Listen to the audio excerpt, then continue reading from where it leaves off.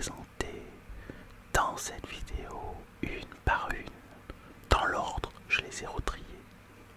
A tout de suite et surtout, à tout de suite.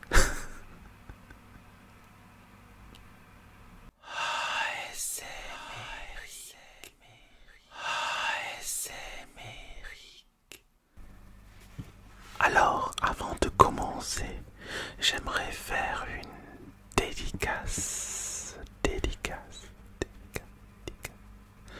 à un fidèle abonné qui s'appelle Aster Phoenix.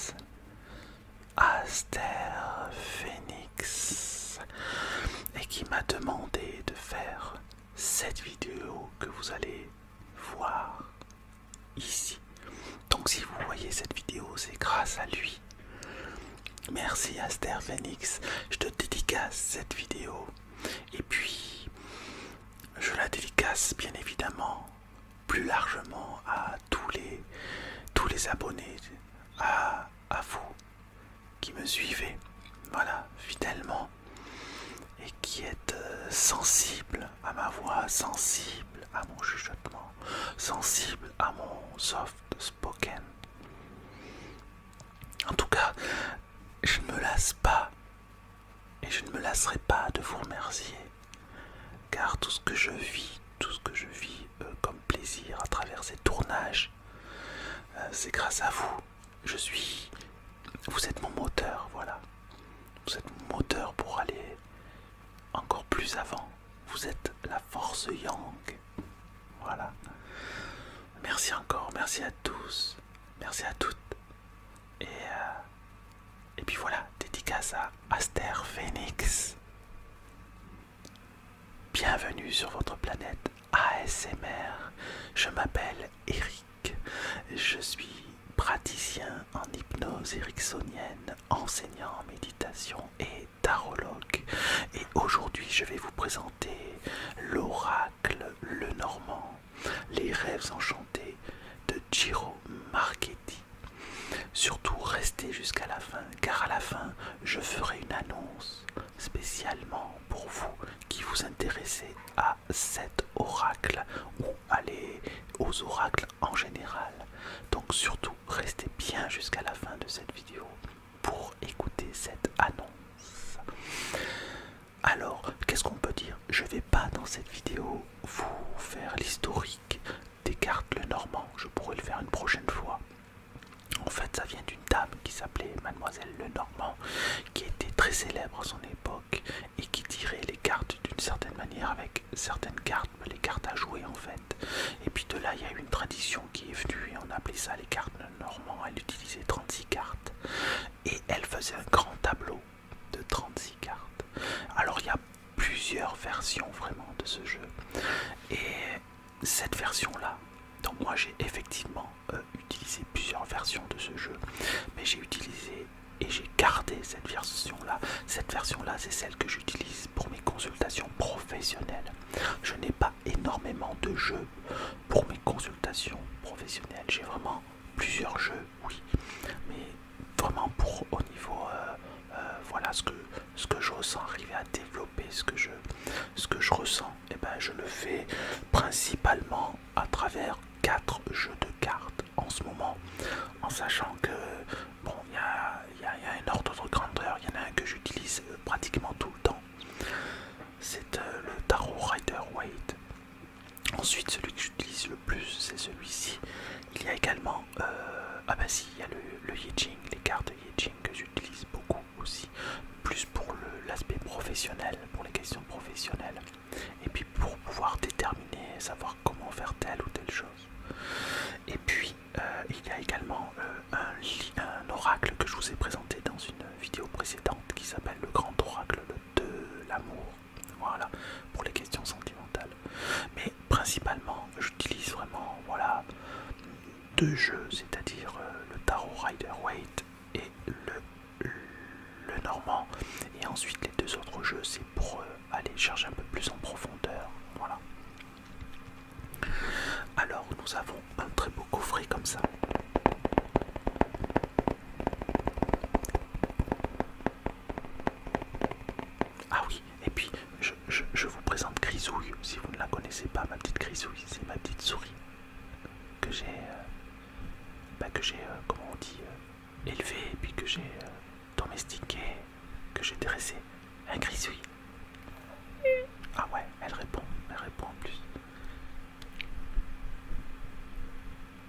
tu sais. Oh oui, elle est mignonne. Elle répond à chaque fois. C'est incroyable. Allez, sois sage, hein, m'embête pas. Donc voilà, j'en étais où? Ah oui, au tapping. Au tapping du coffret. Donc là, moi, j'ai ressorti ce coffret.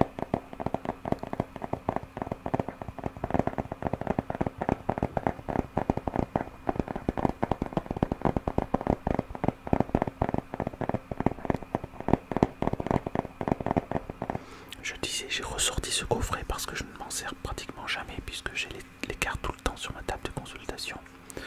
Donc je ne les range pas. Mais il est très beau, il est très très beau. Et d'ailleurs, je vais vous lire ce qu'il y a écrit au dos, d'accord? Les rêves enchantés perpétuent la tradition divinatoire de Mademoiselle Lenormand. Les images de cette version inédite sont conçues pour respecter le jeu original tout en offrant une représentation contemporaine.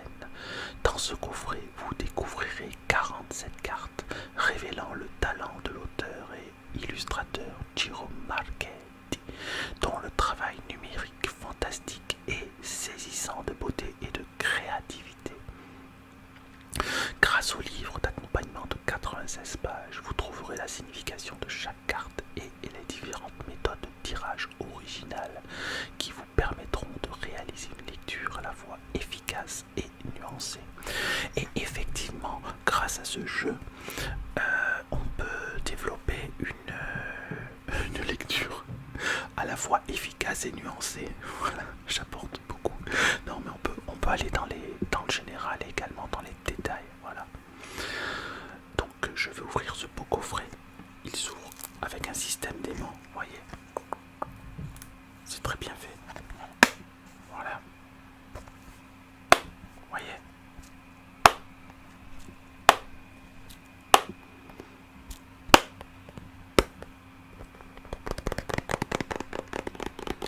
N'oublions pas que nous sommes sur une chaîne ASMR. Donc il faut, voilà. C'est génial parce qu'on fait découvrir des articles d'une manière différente. Moi je trouve ça super. Alors j'ouvre le coffret. À l'intérieur du coffret, il y a, je sors tout, d'accord? Je les ai toutes triées dans l'ordre. Il y a les cartes que je vais vous présenter dans un instant et il y a le livret. Alors, un petit mot sur le livret. Le livret est très bien fait, d'accord? Le livret est très bien fait, c'est assez sympa. Bon, les quelques tirages à la fin, bon, pourquoi pas, hein, d'accord? Ce qui se passe, c'est qu'avec la pratique de cet oracle, on arrive à trouver des significations supplémentaires. Et puis, alors il y a deux écoles, hein. Il y a ceux qui ne regardent jamais les livrets et qui veulent appréhender la lecture, appréhender le sens de la carte par eux-mêmes.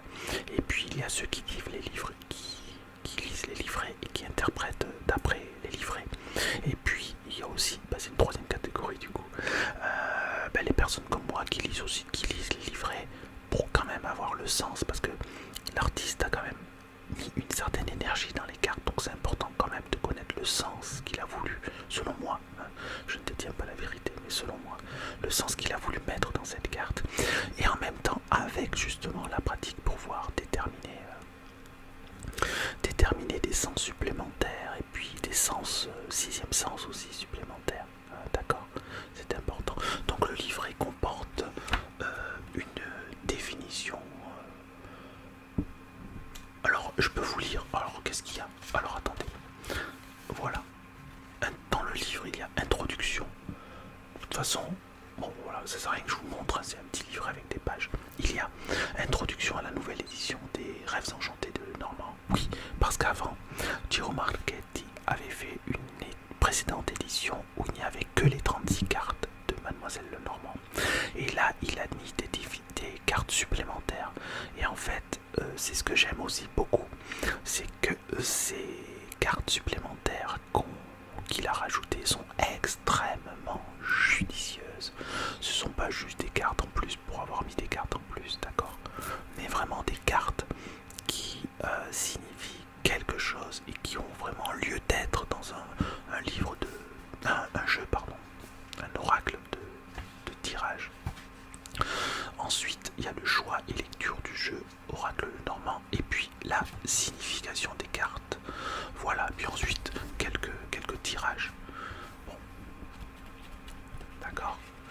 les significations dans ce livret sont intéressantes, mais quand même succinctes. Elles sont, voilà, c'est pas des définitions, on va dire que ce sont des définitions de base. Quand vous débutez, c'est très bien, voilà. Mais après, il est important d'aller plus loin, de chercher plus loin dans l'énergie de la carte, parce que vous allez voir, les cartes, je les trouve magnifiques, magnifiques. Voilà. Est-ce que je peux vous lire un petit truc? Je veux pas que la vidéo fasse... remarquez, la vidéo elle va être longue, hein, je pense, de toute façon, parce qu'avec 47 cartes...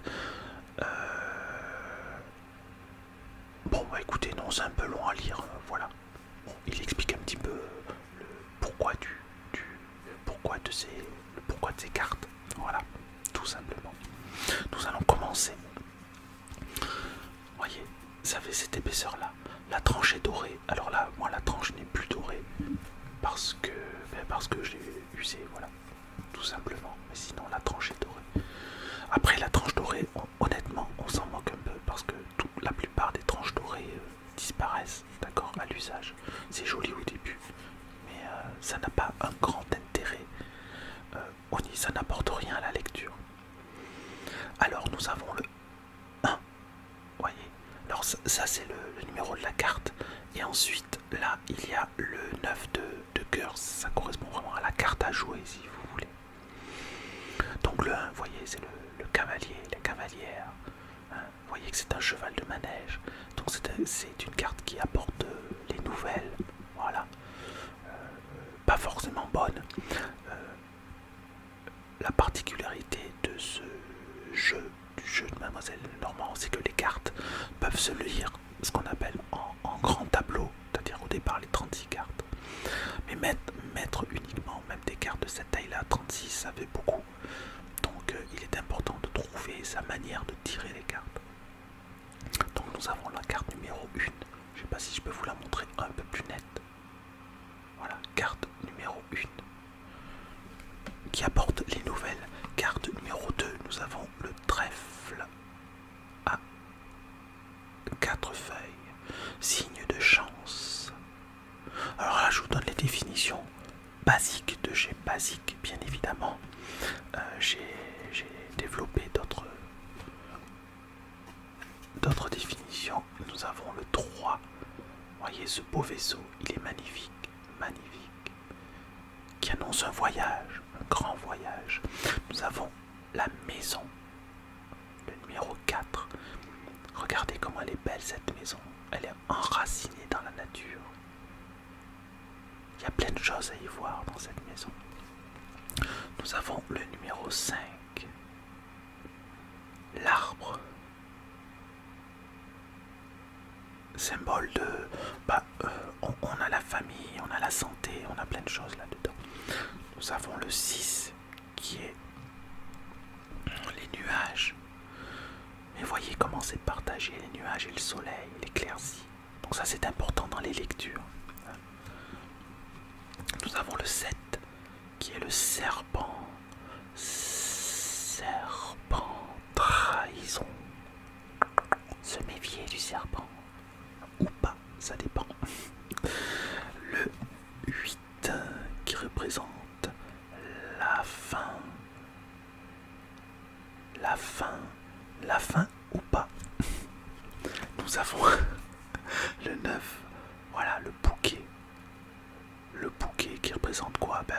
La surprise, un côté agréable, plaisant, un cadeau. Voyez, ça peut être des nouvelles aussi, pourquoi pas. Nous avons le 10, la faux. Je trouve les dessins magnifiques. Nous avons le 11, le fouet. Le fouet. Alors le fouet, le fouet c'est quoi ça? Ça peut symboliser la passion, ça peut symboliser la dispute, ça peut symboliser une partie de souffrance aussi. Nous avons le 12, les oiseaux. Alors les oiseaux c'est quoi? Ce sont les discussions.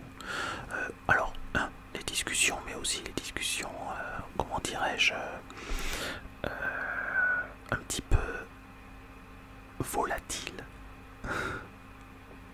Des discussions, ça peut représenter des discussions qui ne sont pas une grande profondeur, et puis également des petites disputes aussi.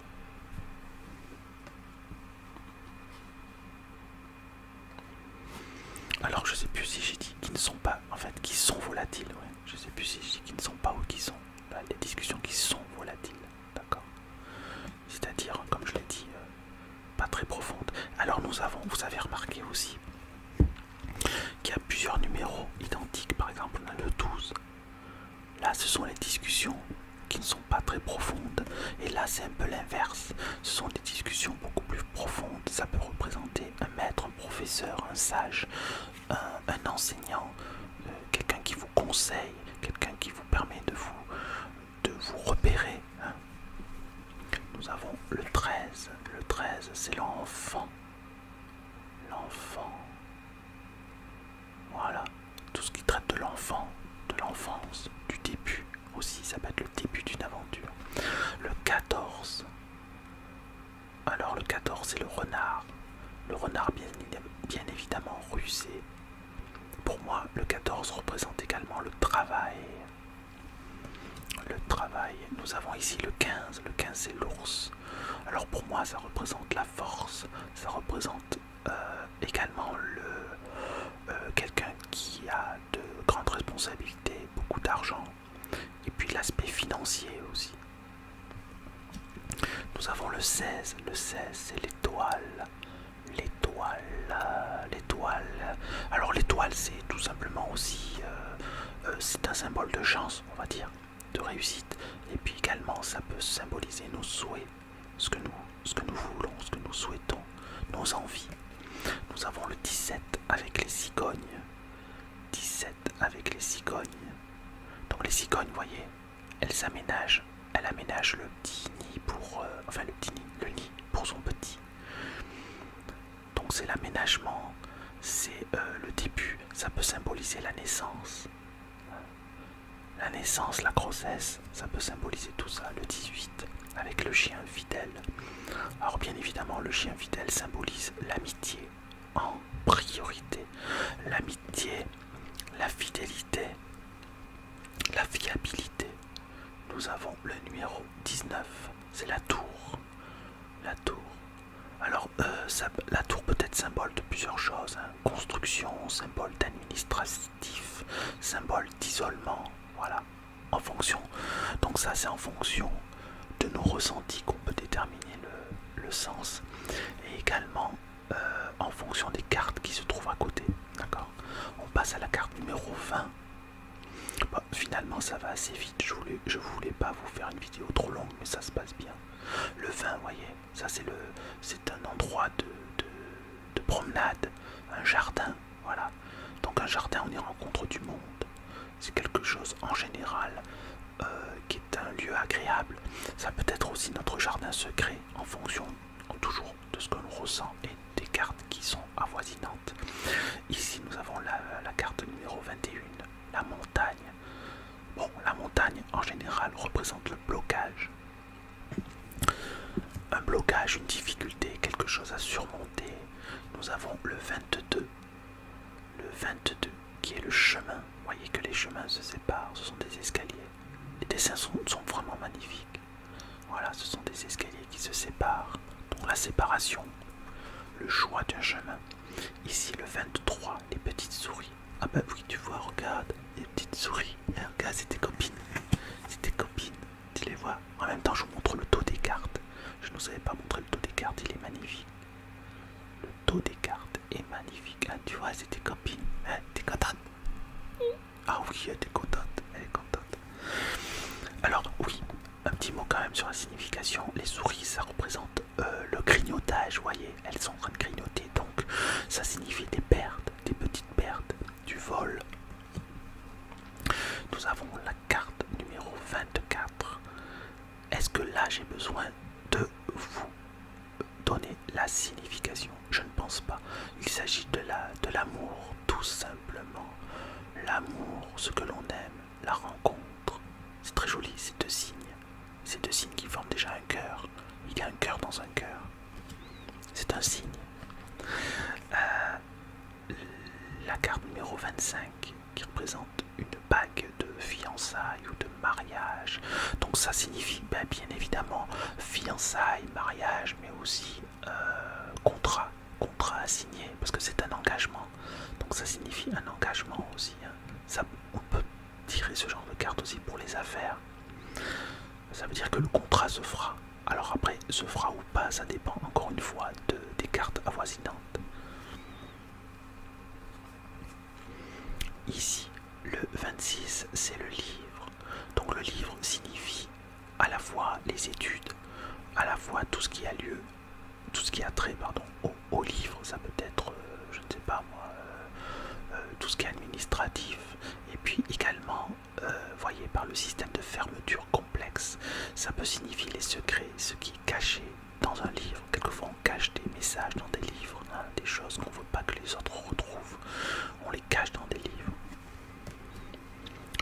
La carte numéro 27, qui est une lettre. Bon ben là ce sont clairement pas forcément des nouvelles d'ailleurs, ça peut être des contrats justement, des papiers, tout ce qui est administratif, ça peut être aussi des nouvelles, bien évidemment, qui arrivent, mais ça n'est pas lié qu'aux nouvelles, hein. C'est tout ce qu'il s'agit de messages. Ça peut être des contraventions. Je sais pas pourquoi je dis ça et je sais pas pourquoi je ris, mais bon. Le 28. Alors 28, particularité du 28, mais d'autres cartes aussi, comme je vous l'ai déjà montré, c'est que les cartes sont en double. Alors nous avons l'homme qui représente le consultant, d'accord. Mais là on a un homme posé, on a un homme bienveillant, on a un homme qui sait se poser, qui est calme. Et nous avons le numéro 28. Voilà, un autre numéro 28 qui est l'homme. Alors vous voyez, là c'est l'homme, voilà. Là c'est l'homme, c'est le mal, c'est plus le mal que l'homme, quoi. Donc le mal dans toute sa splendeur, le côté viril, le côté sensualité, voire le côté sexualité aussi, hein, ça dépend. Et là, il est en rouge, vous voyez, il est vêtu de rouge, donc ça signifie aussi quand même un côté actif, un côté passion qu'il peut y avoir, contrairement à l'autre qui est beaucoup plus posé. D'accord. Et voyez, celui-ci regarde quelque chose fixement. Qu'est-ce qu'il est en train de regarder? Peut-être une femme qu'il convoite. Voyez. Donc en regardant les cartes, on peut avoir des sens assez intéressants. Et puis bien sûr, le numéro 29, c'est la suite du 28, c'est donc la femme. La femme. Donc là, pareil, la femme est posée tranquillement. Voilà, sur une chaise ou un canapé. Elle a un livre à la main. C'est-à-dire qu'elle est en pleine réflexion. Voilà, elle est en train de réfléchir, mais elle est posée. Elle est tranquille. Ça peut symboliser la consultante. Et puis vous avez le 29 aussi, qui est la femme toujours. Mais alors là, c'est un peu comme l'homme. C'est le côté un peu... Voilà, le côté un peu... instinctif, le côté sauvage, le côté à fleur de peau aussi de la personne. C'est pas le côté sombre, hein, attention, il n'y a pas un côté clair, un côté sombre, hein. Mais voilà, il y a plus un côté yin et un côté yang, on peut dire. Voyez. Nous avons la carte numéro 30, les lys, qui signifie la pureté. Les lys qui signifie entre autres la pureté, la candeur, voilà, tout simplement une personne ingénue, c'est-à-dire une personne qui ne connaît pas grand-chose de la vie aussi, qui a des choses à découvrir. 31, nous avons le soleil qui brille de mille feux, le soleil qui brille de mille feux, c'est assez... voilà. Bon, le soleil, c'est ce qui est clair, c'est aussi la partie lumineuse, c'est aussi des bonnes nouvelles qui peuvent arriver, voyez. Si vous avez une question qui doit être juste par oui ou par non et que vous tirez cette carte, bon ben la réponse est oui. C'est symbole de succès. Nous avons la carte numéro 32, la lune. La lune qui regarde de près. Alors ça symbolise aussi le cycle de 28 jours. Mais la lune, elle est symbole aussi de réflexion, peut-être d'angoisse. On a peur quand il fait nuit aussi, vous voyez.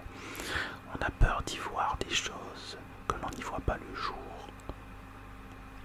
Elles sont très belles ces cartes, j'espère vraiment que je vous inspire sur ce jeu. La carte numéro 23, la clé c'est la solution, tout simplement.